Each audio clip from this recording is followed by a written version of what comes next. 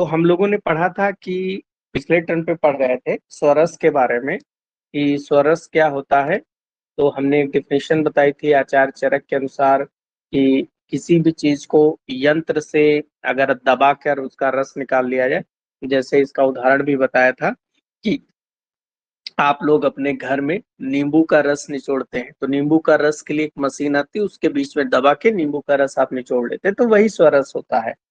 लेकिन सामान्यतः ऐसे स्वरस निकल जाता है, लेकिन एक अनुकल्प विधि बताई थी जिससे ब्राह्मी स्वरस निकालते हैं, उसमें सूक्ष्म द्रव्यों वाला ही फार्मूला है। रात भर भिगो कर रखते हैं, सुबह उसको मसल के छान कर स्वरस वो कहलाता है। दूसरा हम लोग बात कर रहे थे, बहुत इंपॉर्टेंट है, पुटपाक विधि। पुटपाक विधि आपके मेन एग्जाम के लिए भी इंपॉर्टेंट है और इसके बारे में पूछा जा सकता है कि पुटपाक विधि क्या होता है। पहली चीज, पुटपाक विधि कहाँ करते हैं? सबसे पहला प्रश्न है कि हमको पुटपाक विधि की जरूरत क्यों पड़ी, तो कहाँ करते हैं? तो ऐसे औषधियां औषधियां जिनका दबाकर स्वरस ना निकाला जा सके।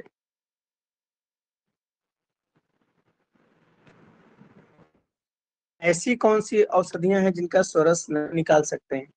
आपके घर में वो प्लांट होंगे। आप कभी नीम की पत्ती लो,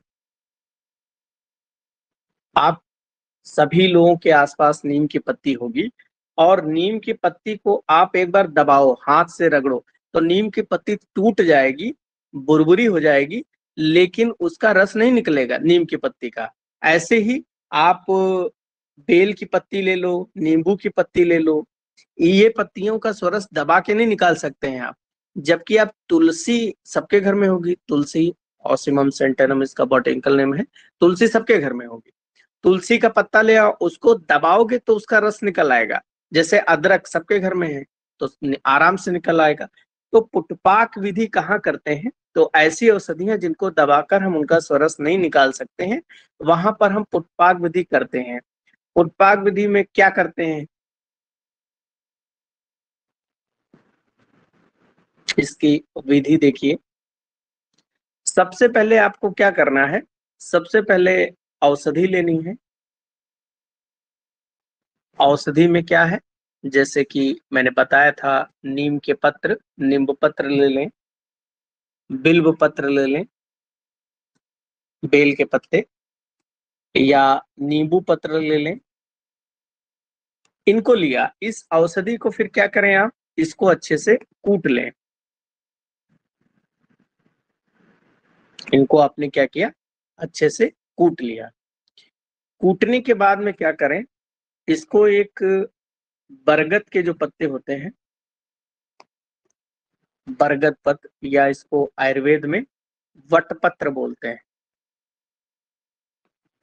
तो वट पत्र, इसमें क्या करें, लपेट दें।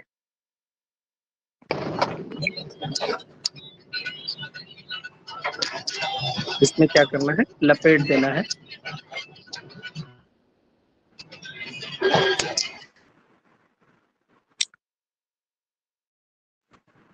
तो जैसे कि हमने नीम के पत्ते लिए, ये नीम के पत्ते हैं, इस तरीके से बहुत सारे पत्ते हैं, इनको क्या किया, कूट लिया। कूटने के बाद में इन पत्तों को इस तरीके से, ये पत्तों को हमने कूट के ऐसे गोला सा बना लिया।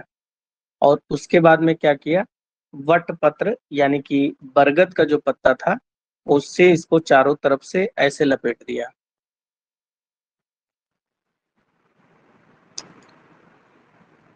चारों तरफ से इसको लपेट के फिर क्या करें, धागे से बांध दें।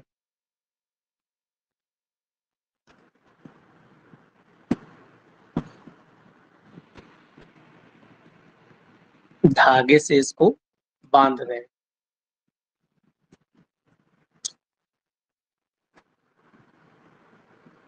ऐसे करके इस तरीके से धागा लपेट के इसको चारों तरफ से ऐसे बांध दो। बांधने के बाद में फिर क्या करें, इसके ऊपर मिट्टी का लेप लगा दें।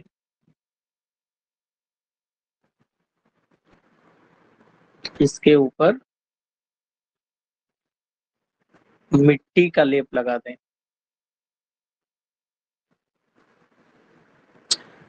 अब ये धागे से बंध गया है। अब इसको चारों तरफ से हमको क्या करना है, मिट्टी से कवर कर देना है। ये एक परत और बाहर से लगा दें इस ऐसे।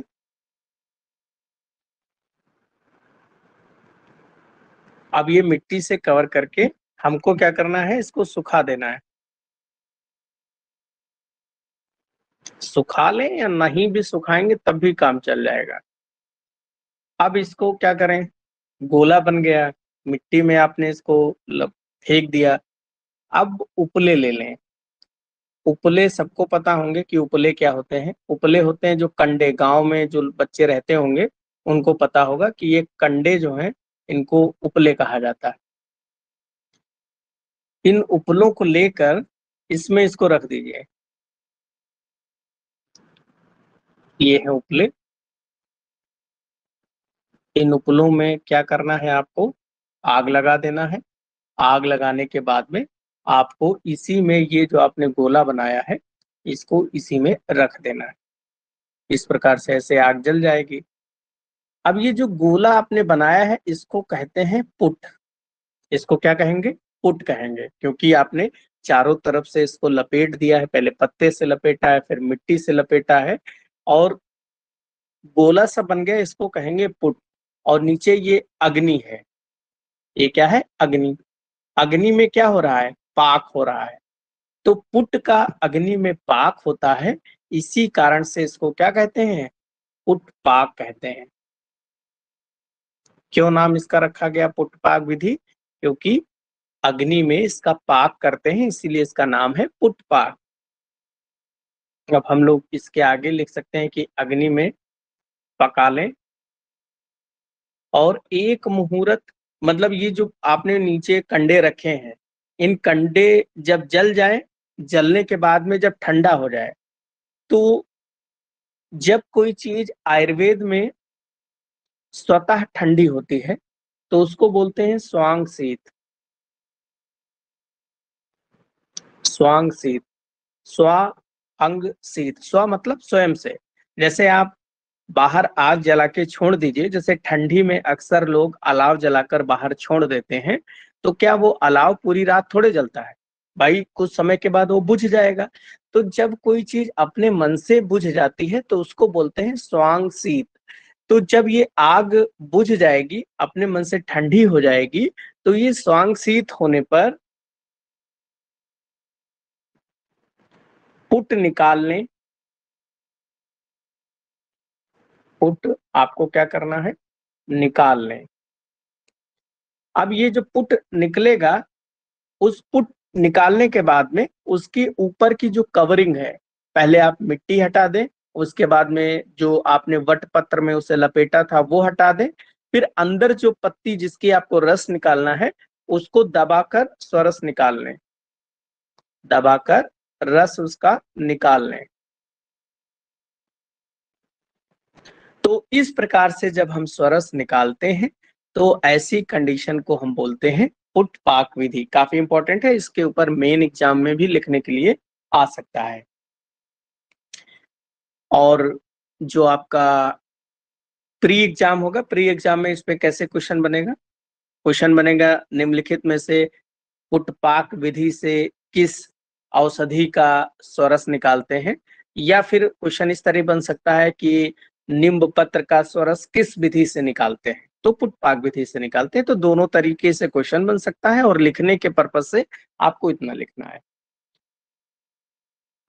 नेक्स्ट हम लोग बात कर रहे थे स्वरस के बारे में।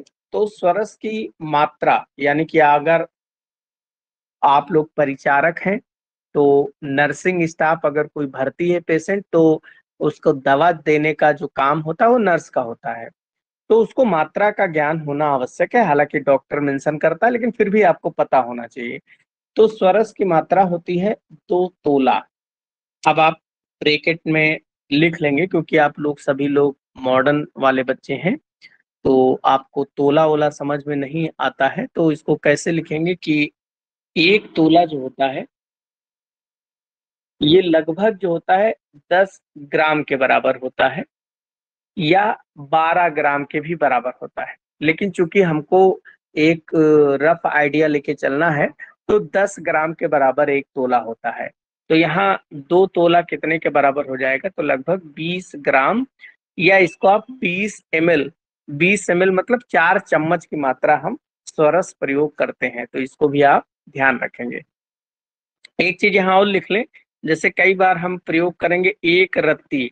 1 रत्ती जो है 125 मिलीग्राम के बराबर होती है, ठीक है?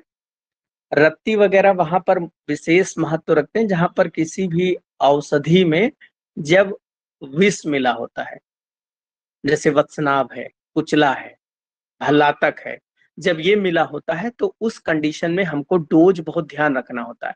पता लगे किसी में वत्सनाभ मिला है किसी दवाई में, जैसे संजीवनी वटी बुखार में आयुर्वेद में प्रयोग करते हैं, उसमें वत्सनाभ और भल्लातक दोनों विष मिले हुए हैं। अगर वत्सनाभ भल्लातक दोनों विष मिले हैं और अगर आप उसको 10 गोली 5 गोली दे दीजिए, तो वत्सनाभ क्या करेगा, उसके जो दिल है, हार्ट को उसकी गति को रोक देता है, ब्रेडिकार्डिया कर देगा, कार्डियक अरेस्ट हो जाएगा, मरीज मर जाएगा। तो आप लोग जो ये कहते रहते हैं ना कि आयुर्वेदिक दवा नुकसान नहीं करती है, आयुर्वेदिक दवा का कोई साइड इफेक्ट नहीं है, कभी मत कहना। अगर जो पढ़ा लिखा व्यक्ति होगा, जो आयुर्वेद अच्छे से पढ़ा होगा, वो कभी नहीं कहेगा कि आयुर्वेद दवाओं का साइड इफेक्ट नहीं होता है।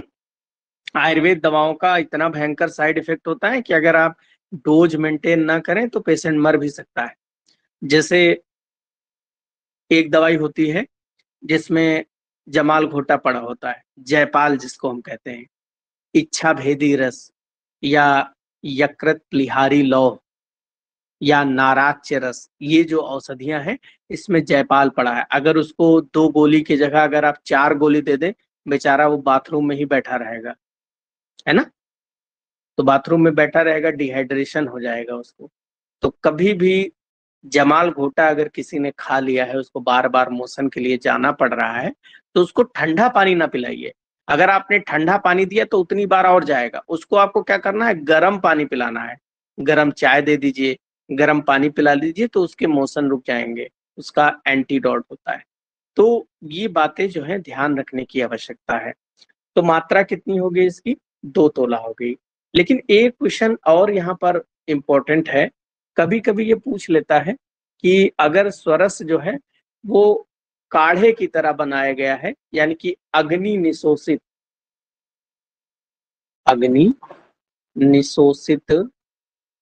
या इसको बोलते हैं सिद्ध स्वरस। इसकी जो मात्रा है वो है 4 तोला, दुगना मात्रा होती है। अग्नि निशोसित का मतलब होता है आग पे पकाकर उसका काढ़े जैसा बना के स्वरस निकाला गया है।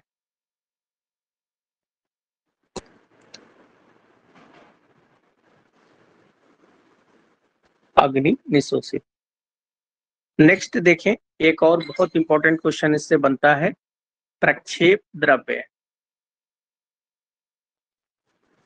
प्रक्षेप द्रव्य, जैसे कई बार ये होता है घर में, जैसे छोटे बच्चे होते हैं और कोई कड़वी सिरप अगर आप ले आइए तो बच्चा नहीं खाता है। छोटा बच्चा होता है वो कड़वी सिरप नहीं, या फिर जैसे एक छोटे बच्चे हैं उनको बुखार आ गया, आपको पैरासीटामॉल देना है, आप सीटामॉल के सस्पेंशन आते हैं, मतलब मीठे मीठे बने आते हैं, तो बच्चे आसानी से पी लेते हैं।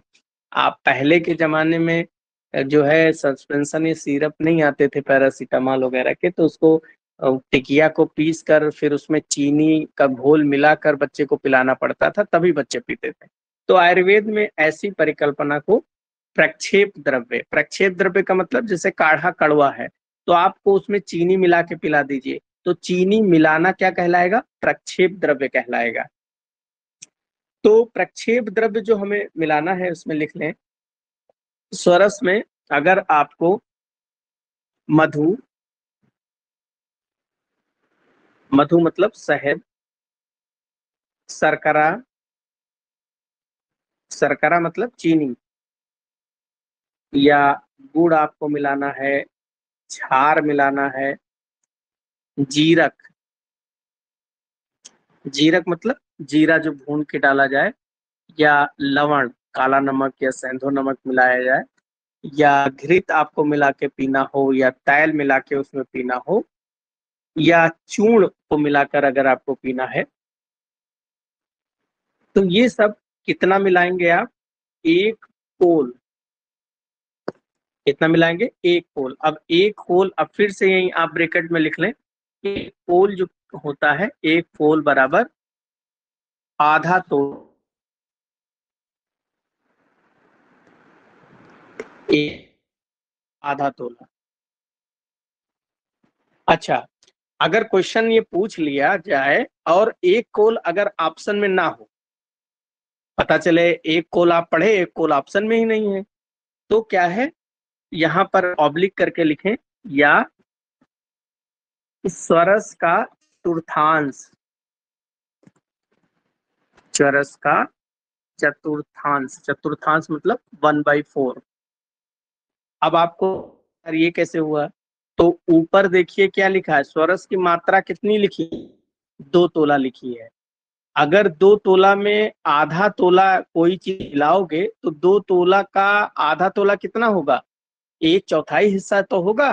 तो एक चौथाई हिस्सा ही तो आप मिला रहे हैं, यानी कि चतुर्थांश।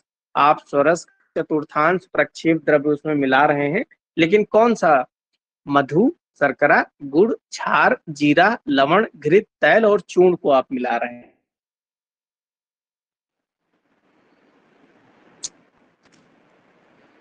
नेक्स्ट, यहीं पर एक और पॉइंट लिख लें, परंतु अग्नि निशोषित में, अग्नि निशोषित यानी आग पर पकाकर निकाले गए सोरस में प्रक्षेप द्रव्य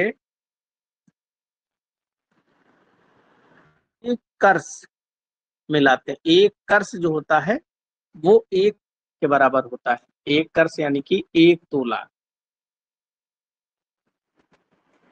मिलाते हैं। तो ये कितना हो गया? अर्धांश।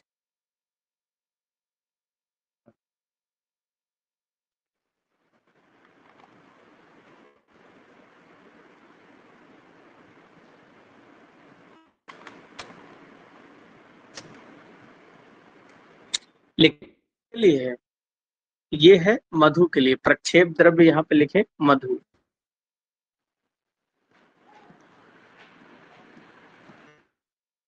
प्रक्षेप द्रव्य मधु, प्रक्षेप द्रव्य के रूप में शहद मिलाना है, वो भी अग्नि, तो कितना मिलाएंगे? 1 तोला यानी कि आधा भाग मिलाएंगे।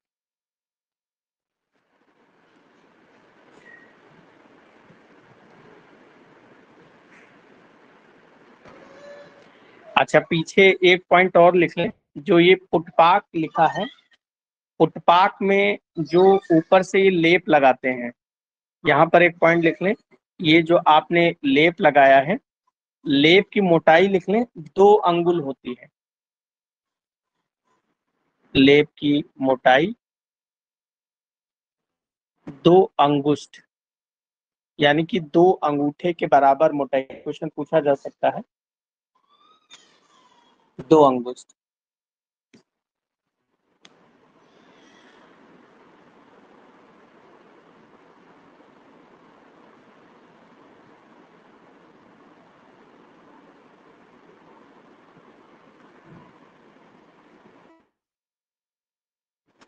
नेक्स्ट लिखें,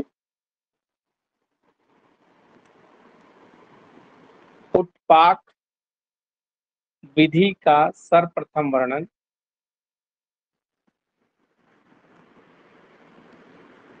पुटपाक विधि का सर्वप्रथम वर्णन सुश्रुत संहिता, सुश्रुत संहिता में अतिसार की चिकित्सा में, सुश्रुत संहिता में अतिसार की चिकित्सा में बताया गया है।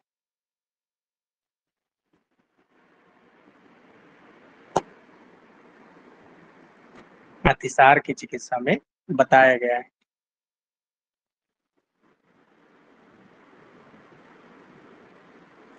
जैसे वहां एक एग्जाम्पल भी लिख लें, लोध्र आदि पुटपाक,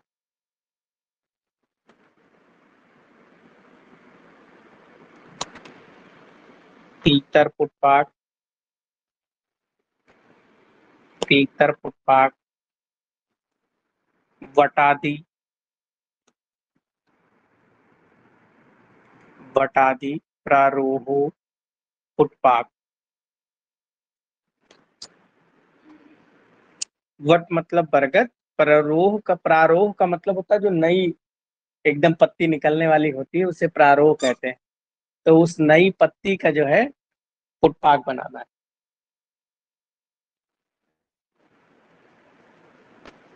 सर बासा का मतलब क्या होता है?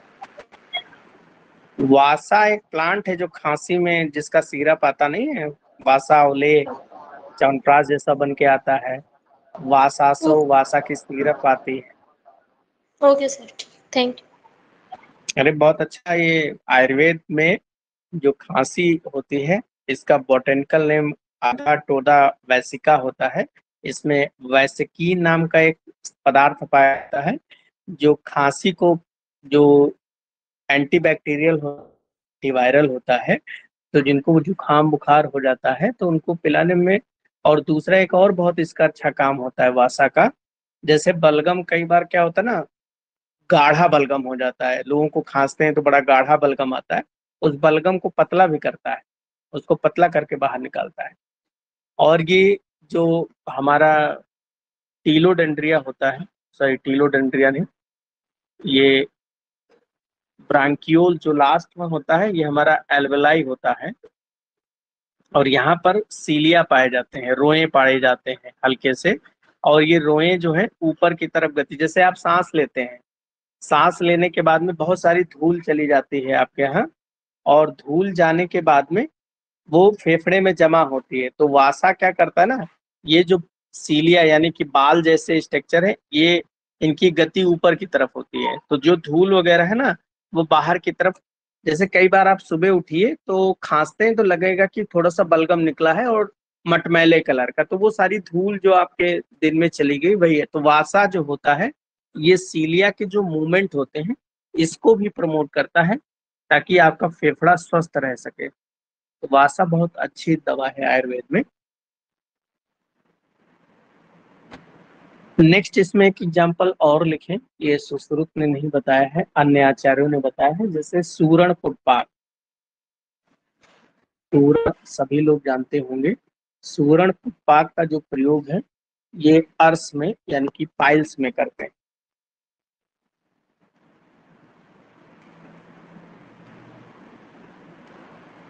नेक्स्ट लिखें, मृग श्रृंग पुटपाक। मृग मतलब जो हिरन होता है उसकी सींग का पुटपाक जब करते हैं, इसका प्रयोग एंजाइना में करते हैं, जो हार्ट अटैक अगर आ जाते हैं तो हृदय हृदय मतलब जब सीने में दर्द हो, हृदय में दर्द हो, वहां करते हैं।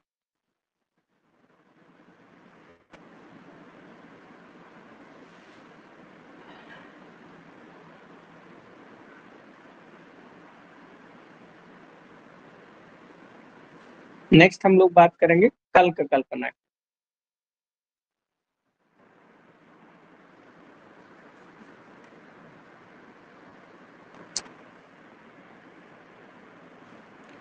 कल्क कल्पना, आप सभी लोगों ने कल्प कल्पना का प्रयोग किया है। सभी ने धनिया की चटनी जरूर खाई होगी अपने जीवन में, ऐसा नहीं है।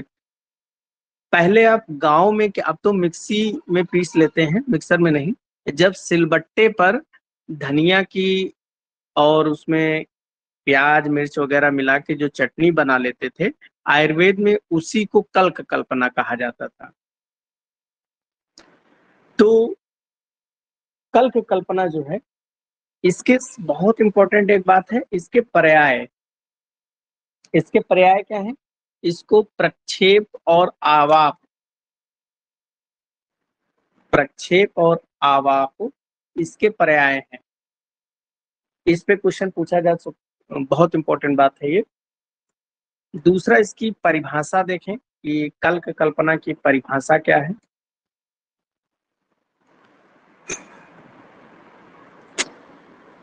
तो परिभाषा में चरक जी ने क्या बताया? या पिंडो रस पिष्टानाम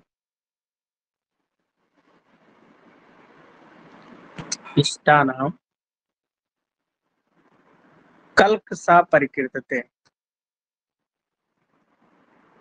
कल्क सा परिकर्तिका। देखो, किसी को श्लोक नहीं याद हो रहे हैं तो उसकी टेंशन मत ले, केवल इसका अर्थ पता होना चाहिए। या पिंडो, पिंड मतलब पत्थर से, तो किसी औषधि द्रव्य को, किसी औषधि द्रव्य को पिंड या पत्थर की सहायता से पीस कर चटनी जैसा बना लेना, चटनी जैसा बना लेना कल्क कहलाता है।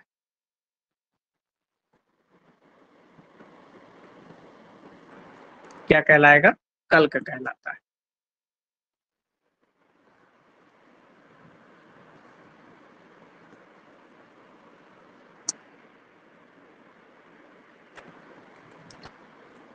देखो, एग्जाम में श्लोक जैसे इस तरह लिख के पूछ लिया गया, या पिंडो रस पिष्टा नाम, आगे डैश डैश करके पूछ लिया गया, आय कल्पना से संबंधित है, तो आप केवल पिंड याद रखें।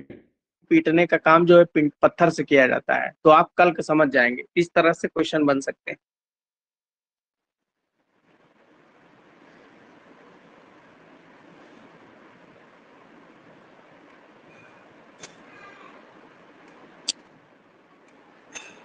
तो ये हो गया आपका कल्क कल्पना के बारे में। नेक्स्ट, इसकी मात्रा वगैरह देखते हैं, प्रक्षेप कितना हो।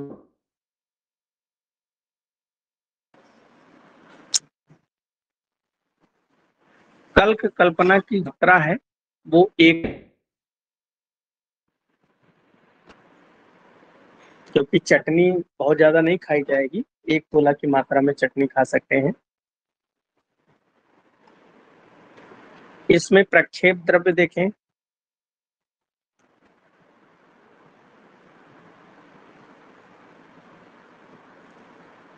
प्रक्षेप द्रव्य, प्रक्षेप द्रव्य में गुड़ और शर्करा, अगर आपको गुड़ और चीनी मिलानी है तो आपको समभाग, समभाग का मतलब होता है जितना कल्क है उतना ही आपको वहां पर गुड़ और शर्करा, यानी कि 1 तोला आपने कल्क लिया है तो 1 ही तोला आपको उसमें चीनी या गुड़ मिलाकर खाना है। लेकिन अगर आपको शहद मिलाना हो, यानी कि मधु और इसने इसने मतलब यानी कि घी वगैरह या तेल वगैरह अगर मिलाना हो, तो वो 2 गुना, 2 गुना का मतलब कितना हो गया? 2 तोला, 1 तोला कल्क लेना है, उसका 2 गुना मिलाना है। और अगर कोई द्रव लेना है, द्रव मतलब लिक्विड चीज कोई मिलाना है, जैसे पानी वगैरह मिला के लेना है, तो फिर आपको 4 गुना मिलाना होगा। 4 गुना यानी कि 4 तोला मिलाकर आपको उसको लेना होगा।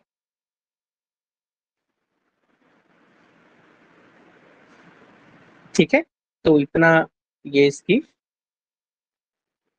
मात्रा है प्रक्षेप द्रव्य की।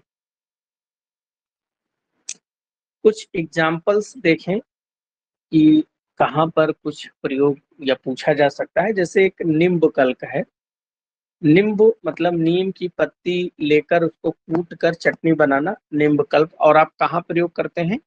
तो व्रण शोधन और रोपण, घाव जो किसी को हो जाए तो घाव को शुद्ध करने के लिए और उसको हील करने के लिए, रोपण मतलब हील करना, भरने के लिए नींब कल्प का प्रयोग करते हैं। ऐसे ही एक महानिम्ब होता है जिसको आप बकायन कहते हैं। महानिम्ब जो है इसका प्रयोग हम लोग गृद्धसी में करते हैं। गृद्धसी यानी कि सियाटिका। सियाटिका ये कमर में एक नर्व होती है, सिया पैरों की तरफ जाती है। तो जब कमर में उस नर्व के ऊपर कोई प्रेशर अप्लाई होता है, प्रेस होती है, तो वो जहां जहां जाती है वहां वहां पैर में दर्द होता है, तो उसमें महानिम्ब कल का प्रयोग किया जा सकता है।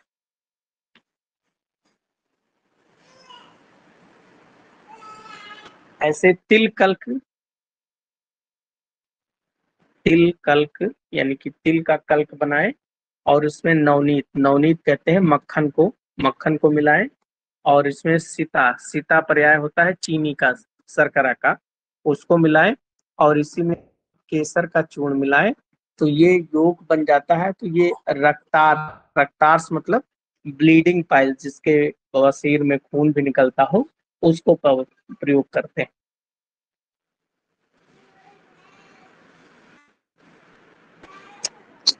नेक्स्ट है विष्णु क्रांता कल्क। एक प्लांट है जिसका नाम है विष्णु क्रांता कल्क और इसका प्रयोग करते हैं परिणाम सूल। परिणाम सूल यानी कि डिओडिनल अल्सर,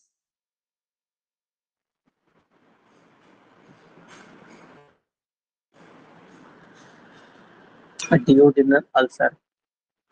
परिणाम का मतलब होता है जैसे आप खाना जब खाएं, जब वो खाना पचने लगेगा तब दर्द पेट में हो रहा है तो उसे परिणाम सूल कहते हैं।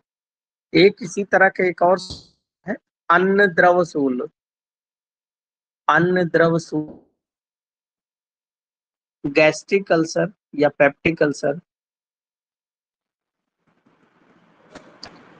अन्न द्रव यानी कि जब खाना खाते समय, खाना आप खा रहे हैं और पेट में दर्द हो, क्योंकि पेट में अल्सर होगा तो खाना खाएंगे तो दर्द होगा, और या खाना जब पच रहा हो उस समय दर्द होने लगे, तो उसको हम अन्नद्रव सूल कहते हैं।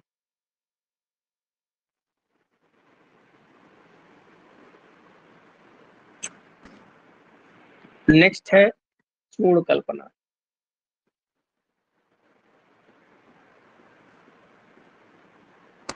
देखो चूर्ण कल्पना को पंच कषाय कल्पना में नहीं माना गया। क्यों नहीं माना गया? जैसे अभी आपने कल्क बनाया, कल्क को क्या करें, सुखा लें, सुखाने के बाद में इसको पीस लें, तो यही क्या बन जाएगा, चूर्ण बन जाएगा। तो क्या चूर्ण का अलग से वर्णन करना सही था? नहीं सही है, क्योंकि कल्क यानी चटनी को सुखाकर पीस लें तो वही चूर्ण बन जाता है। इसीलिए चूर्ण कल्पना का अलग से वर्णन नहीं है।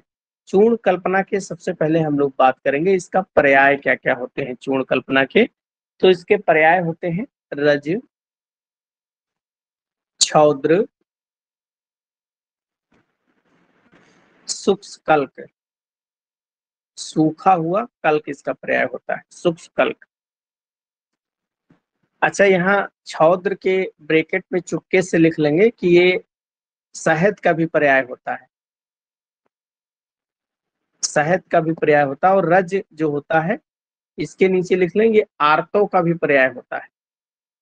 तो रज, जैसे क्वेश्चन पूछ लिया गया कि रज के पर्याय हैं और लिखा हो आर्तो, लिखा हो चूर्ण और लिखा हो बोथ, तो बोथ ऑप्शन लगाएंगे।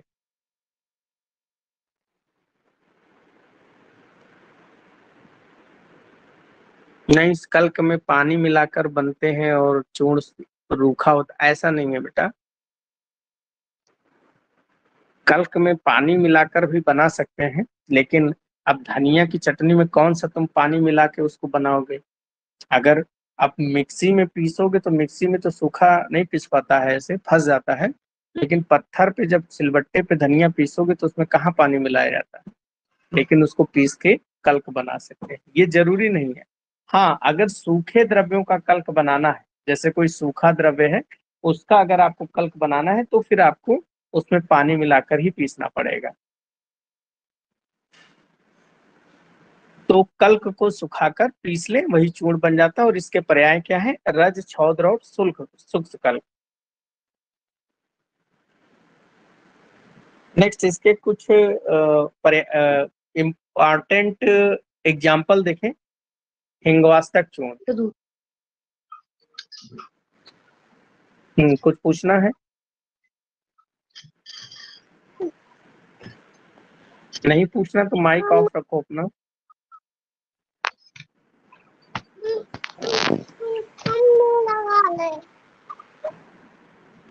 हिंगवास्तक चूर्ण, देखो अब इसको हम लोग कैसे याद करेंगे, बहुत ही आसान शब्दों में याद करेंगे। देखो इसको पहले हम लोग लिखें हिंगू प्लस अष्टक। हिंगू का मतलब होता है हींग। हिंगू का मतलब क्या है? हींग होता है। तो एक, और अष्टक मतलब 8, यानी कि इस जो चूर्ण है, इस चूर्ण में 8 चीजें होंगी। हिंगवाष्टक मतलब 8 चीजें होंगी इस चूर्ण में। अब 8 चीजों को हम कैसे याद करें? देखो कितना आसान है याद करना। एक, त्रिकटु। त्रिकटु आपको पता है क्या होता है? पिपली, मरीच और सुंठी। पिपली, बड़ी वाली पिपली आती है, मरीच मतलब काली मिर्च, और सुंठी मतलब सौंठ। तो 3 ये हो गए, और हींग, हींग इसका नाम ही है हिंगवाष्टक। तो 4 चीजें आपको याद हो गई। फिर उसके बाद में 2 चीजें और हैं, जीरक द्वय। 2 चीजें, जीरक द्वय। जीरक, 2 जीरा होंगे, एक स्याह जीरा, स्याह मतलब काला जीरा, और एक श्वेत जीरा यानी कि सफेद जीरा। तो स्याह और यानी काला और सफेद जीरा जीरक द्वय हो जाएंगे। और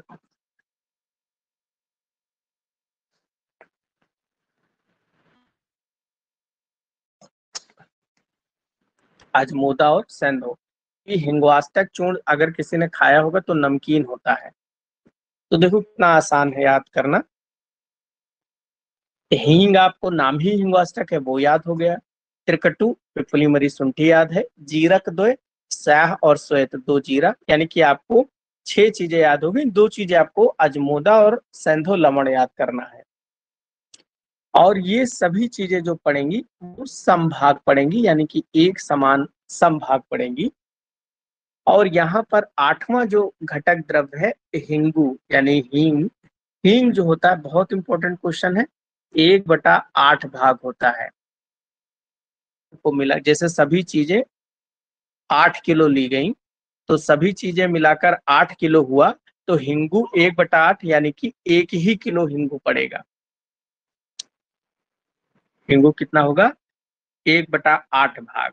प्रत्येक द्रव्य का 1/8 भाग होगा, मतलब जैसे आपने पिपली 1 किलो लिया तो उसका 1/8 भाग, 1 किलो का 8वां भाग लगभग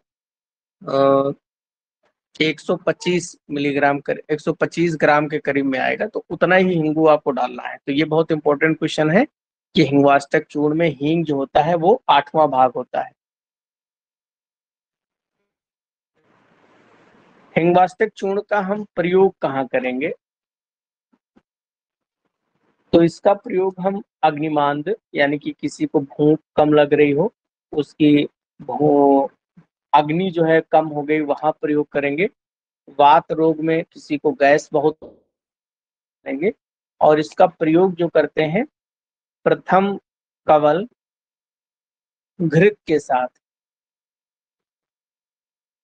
आप खाना खाने जब चले, तो पहला निवाला जब आप खाना खाने चले, उस समय आप 3 ग्राम हिंगवाष्टक चूर्ण उसमें रखकर पहले निवाले में और घी मिलाकर आपको खा लेना है। तो इस तरह इसको लेते हैं।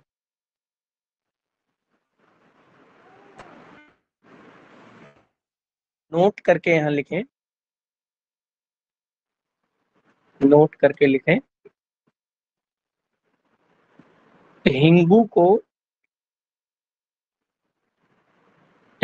को चिकित्सा कार्य के लिए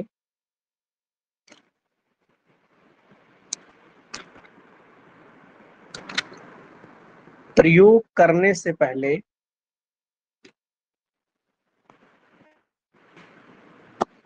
घृत में भून लेना चाहिए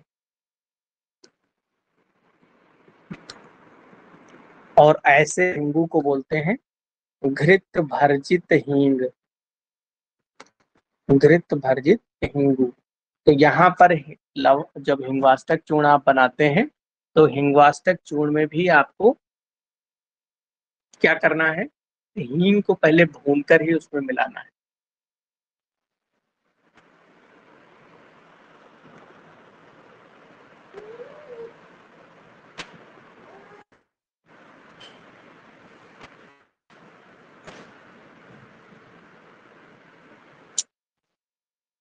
नेक्स्ट लिखें लवण भास्कर चूर्ण।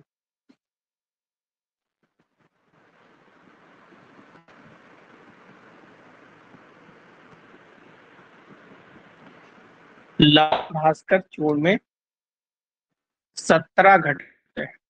जैसे अभी पीछे पढ़ा ना कि हिंगवाष्टक चूर्ण में तो केवल 8 थे, आसान था याद करना।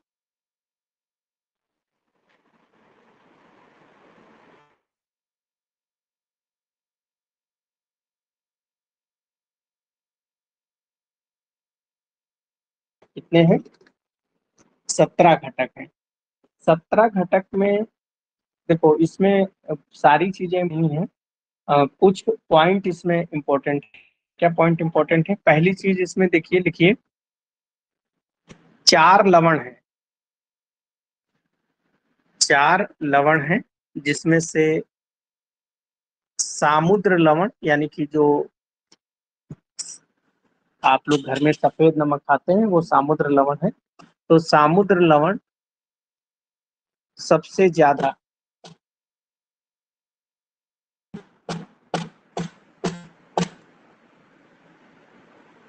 सामुद्र लवण सबसे ज्यादा है और औद्भिद लवण नहीं।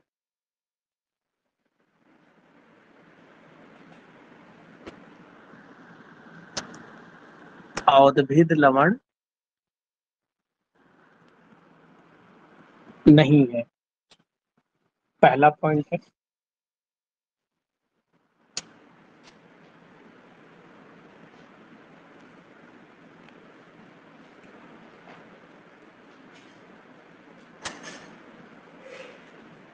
दूसरा लिखें इसमें भी त्रिकटु पड़ा है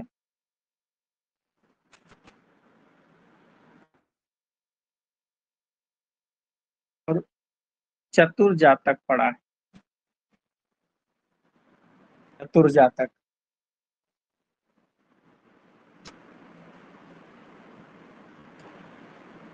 तो त्रिकटु तो हम लोग पीछे पढ़ लिए हैं, पिपली मरीच सुंठी होती है। और दूसरा क्या है, चतुर जातक। चतुर जातक में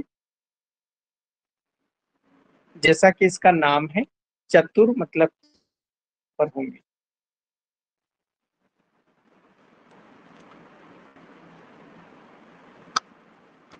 चार चीजों के नाम लिख लें।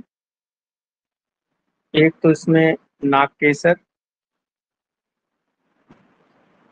औद्भिद लवण क्या है, औद्भिद लवण जो जमीन के नीचे से, जैसे आप देखें कुछ जगह की मिट्टी जो है नमकीन होती है, वही औद्भिद लवण ही होता है। पीछे पढ़ लिया है। और चतुर जातक में लिख लें क्या होता है, त्वक मतलब दालचीनी, जो आप लोग घर में लकड़ी दालचीनी के प्रयोग करते हैं। छोटी छोटी इलायची, छोटी इलायची। इसके अलावा तेज पत्र और नाग केसर।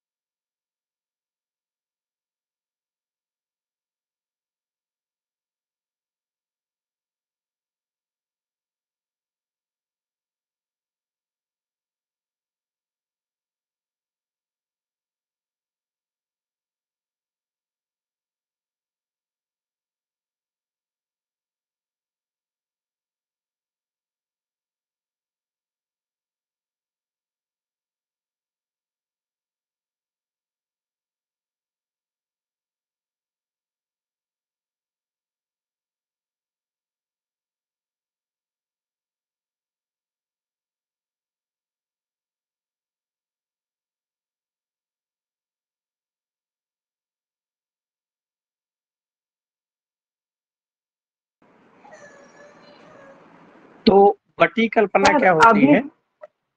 सर अभी चतुर्जातक में सर वो आपने बताया था 17 घटक है, तो सर 17 कहाँ हुए हैं? चतुर जातक में नहीं, लवण भास्कर में 17 घटक होते हैं। 17 नहीं बताना है मुझे, हाँ मुझे क्यों, वो बताना है जो आपको इम्पोर्टेंट है, जो आपके एग्जाम में आ गए। 17 तो याद भी नहीं कर पाओगे आप। तो जी सर। 17 में से 4 लवण हैं, वो याद रखिए, जिसमें से अवधुत लवण सबसे ज्यादा है। त्रिकटु है, 3 ये हो गए, 4 3 7, और चतुर्जातक जिसमें दालचीनी, छोटी इलायची, तेजपत्र और नागकेसर है। ठीक है, तो जी ये सर। इम्पोर्टेंट जी है। सर। इतनी ही चीजें इंपॉर्टेंट है, बाकी इसमें इंपॉर्टेंट नहीं है। और मेन एग्जाम में आएगा तो हिंगवाष्टक लिखने के लिए आएगा, लवण भास्कर नहीं आएगा, इतना बड़ा नहीं पूछा जाता है। नेक्स्ट हम लोग बात कर रहे थे वटी कल्पना के बारे में। ये वटी कल्पना क्या होता है? तो कल्क जो आपने बनाया था, चटनी बनाई थी, उस चटनी की छोटी छोटी गोली बना लें, और गोली बना के उसको सुखा लें, के बाद में वही वटी कल्पना हो जाता है। और वटी कल्पना के पर्याय के रूप में गुटिका, वटी, मोदक, पिंडी, गुड़ और वर्ती जो है, इसके पर्याय होते हैं वटी कल्पना के। मात्रा वटी कल्पना की 1 तोला इसकी मात्रा होती है। और प्रक्षेप द्रव्य यानी कि वटी कल्पना में आपको कितना प्रक्षेप द्रव्य मिलाना है, तो गुड़ वहां पर आपको 2 गुना मिलाना है, शर्करा 4 गुना मिलाना है, गुगलू और मधु आपको समान भाग मिलाना है, और लिक्विड जो द्रव है वो आपको 2 गुना मिलाने हैं। तो ये इसका प्रक्षेप द्रव्य है। वटी कल्पना में बहुत सारी वटी हैं जो बहुत इंपॉर्टेंट है, और इनसे क्वेश्चन वटी कल्पना वाले से वटियों के बारे में पूछा जा सकता है। जैसे आपके सिलेबस में है कि जो जनरल मेडिसिन आयुर्वेद की हैं वटी वगैरह, उनके बारे में थोड़ा सा ज्ञान आपको होना चाहिए। तो इसका पहला एग्जाम्पल लिखते हैं हम लोग वटी कल्पना का।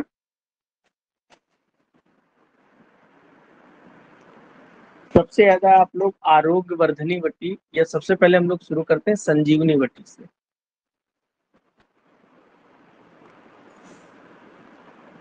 संजीवनी वटी का बुखार में प्रयोग करते हैं आप लोग, संजीवनी वटी को आयुर्वेद में। और संजीवनी वटी में 10 घटक होते हैं, 10 के 10 याद है, याद करना है आपको। जैसे 10 घटक में एक होता है इसमें त्रिफला। त्रिफला मतलब हरित की, आमल की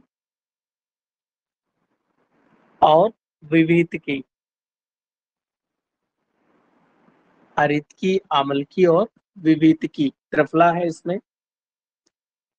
और इसमें 2 विष पड़े होते हैं। 2 विष कौन से हैं? एक वत्सनाभ पड़ा होता है, और दूसरा भल्लातक पड़ा होता है।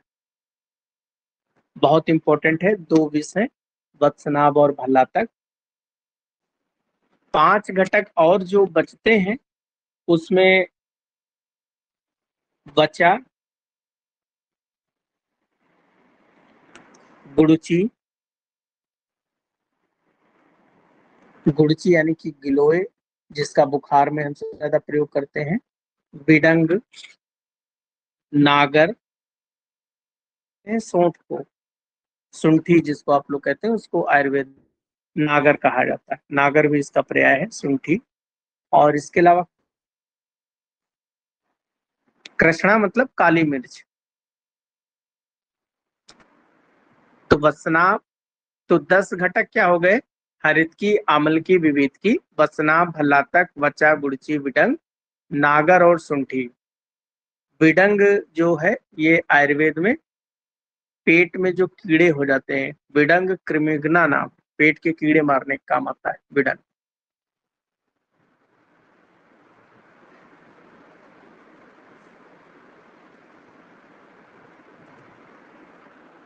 इसमें भावना देखें,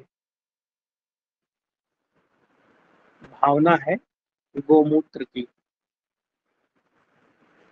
अब देखो भावना क्या होती है, ये सब चीजें जब तक समझोगे नहीं तब तक चीजें समझ में नहीं आएंगी। भावना क्या होता है? भावने के लिए एक आपको लेना है खरल।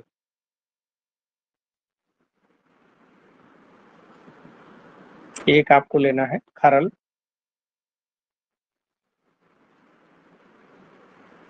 ये आपने ले लिया खरल।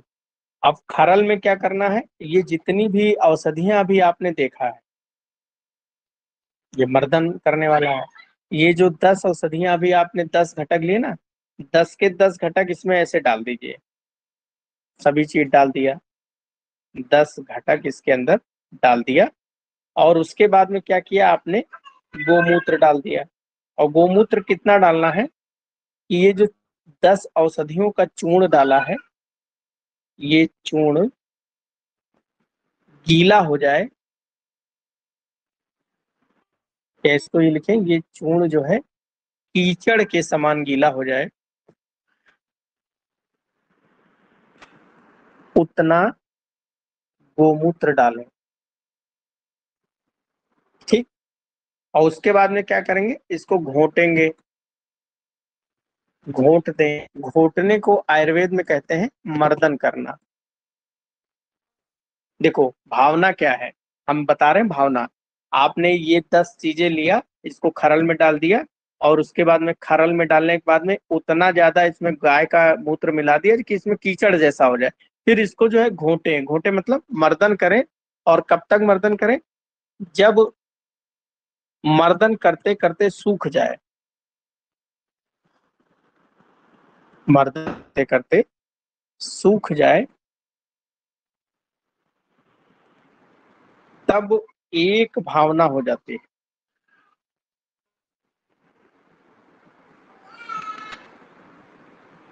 तब एक भावना हो जाती है। देखो अब भावना क्या हुआ, भावना का मतलब होता है कि किसी भी औषधि द्रव्य को किसी लिक्विड वाले औषधि से, लिक्विड में गोमूत्र हो सकता है, यहाँ दूध भी हो सकता है, या किसी का स्वरस हो सकता है, या किसी का काढ़ा हो सकता है। काढ़े से भी हम मर्दन कर सकते हैं। तो मर्दन करने से क्या है ना, उसके तत्व जो है इन चूर्ण में आ जाते हैं, तो उसकी ताकत बढ़ जाती है। तो जब ये मर्दन करेंगे, जब सूख जाएगा, सूखने के बाद में फिर इसको बाहर निकाल लेंगे, एक भावना हो गई।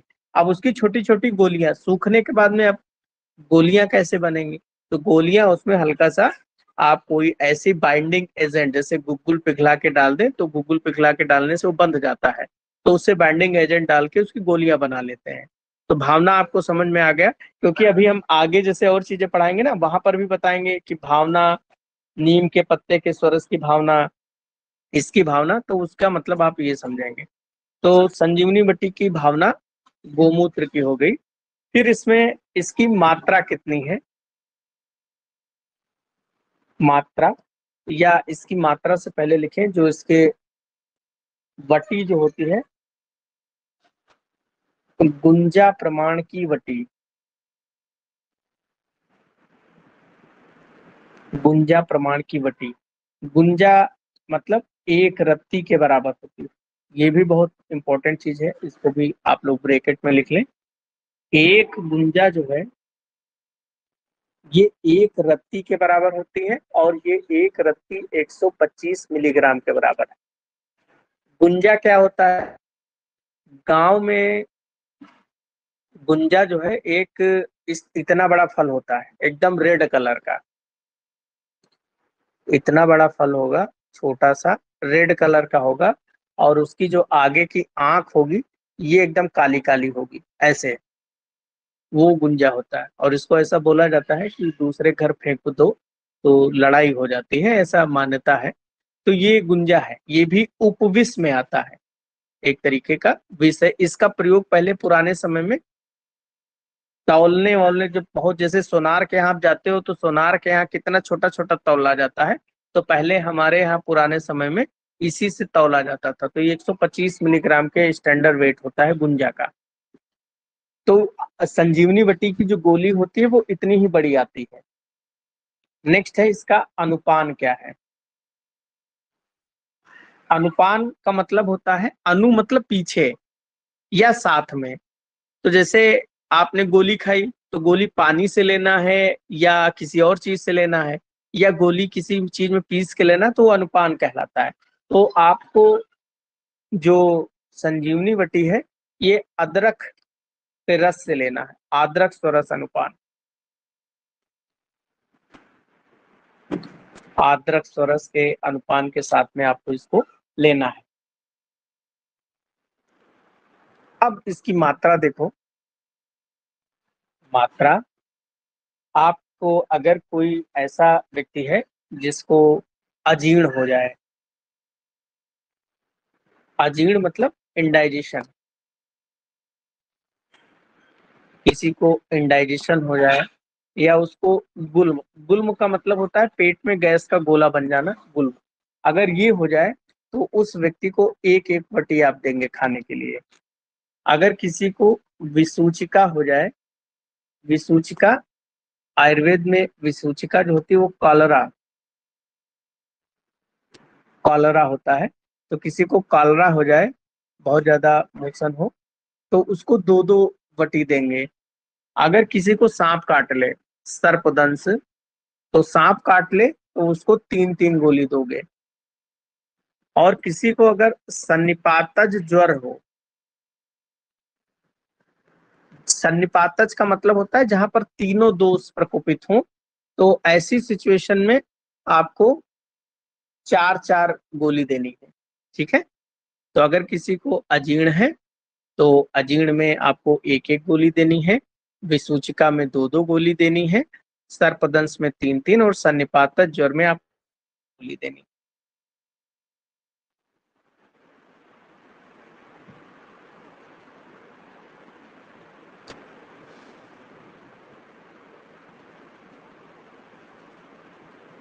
नेक्स्ट लिखें,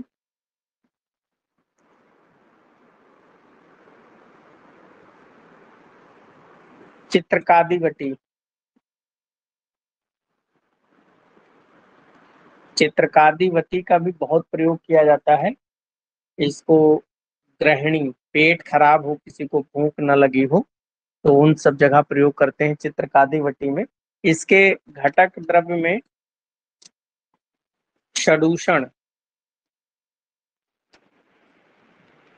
षडूषण क्या होता है? तो षडूषण जो होता है वो पंचकोल में मरीच मिला दो तो बन जाता है षडूषण। पंचकोल में काली मिर्च मिला दो तो बन जाता है षड मतलब छह, उषण का मतलब होता है गरम। देखो शब्दों को पकड़ो, शब्दों को पकड़ लोगे तो बहुत भला हो जाएगा। षड मतलब छह, उषण मतलब गर्म चीजें, तो छह गर्म चीजें इसमें मिली होती हैं। जैसे पंचकोल में क्या क्या चीजें होती हैं? पांच चीज, पिपली, मरीच, शुंठी, पिपली मूल,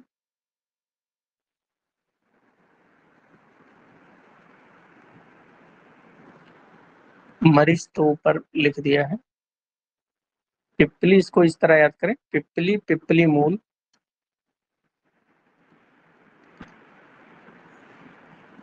चव्य, चित्रक और शुंठी। पिपली, पिपली मूल, चव्य, चित्रक और शुंठी, ये पांच चीजें जब मिलती हैं तो बन जाता है पंचकोल। और इसमें पंचकोल में जब मरीच मिला दो तो ये बन जाता है षडूषण। तो चित्रकादिवती में छह चीजें ये हो गई। इसके अलावा इसमें पांच लवण मिले होते हैं, पंच लवण। आयुर्वेद में पांच प्रकार के मुख्य रूप से लवण बताए गए हैं। जैसे आप लोग तो एक ही लवण खाते होंगे जो सफेद नमक आता है। पांचों लवण के नाम लिख लें, सैंधव, सवर्चल, औदभिद, सामुद्र, सैंधव, सवर्चल, औदभिद, सामुद्र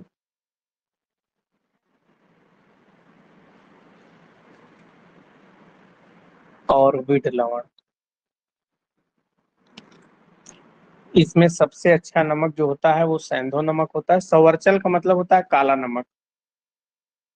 समुद्र वाला और विड विड नमक जो पक्षी पोटी करते हैं तो वो भी नमकीन होता है, उसी को विड नमक है। तो ये पंच नमक लवण हो गए। इसके अलावा चित्रकादिवटी में क्षार द्वय, क्षार द्वय मतलब दो क्षार पड़े होंगे, यव क्षार और सज्जी क्षार, क्षार द्वय।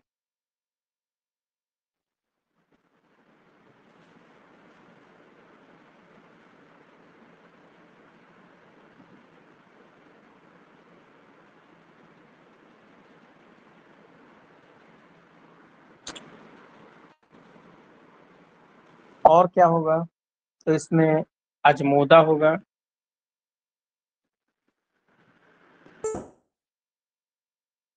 हींग होगा। इतनी चीजें चित्रकादिवटी में पड़ी होती हैं।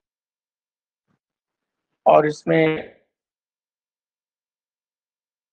क्वेश्चन है, इसमें भावना जो देते हैं वो दाड़िम कहते हैं अनार को। तो दाड़िम और मातुलुंग,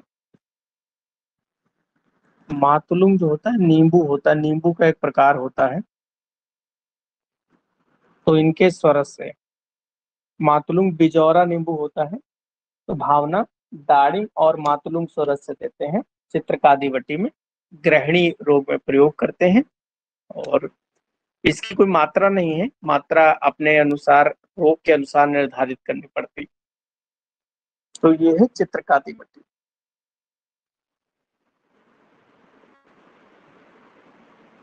चलो बस आज इतना ही पढ़ाया जाएगा।